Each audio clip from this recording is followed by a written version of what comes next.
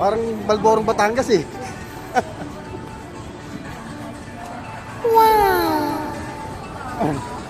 Welcome to Japan. Yan, no?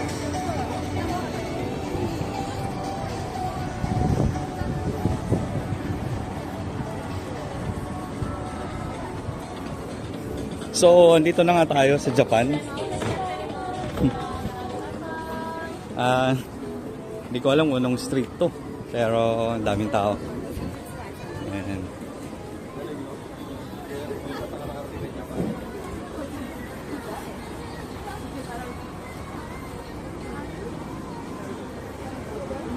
Medyo limited lang ang oras namin. Oh Kaya- my God. Ano lang kami, mabilisan lang.要编好点。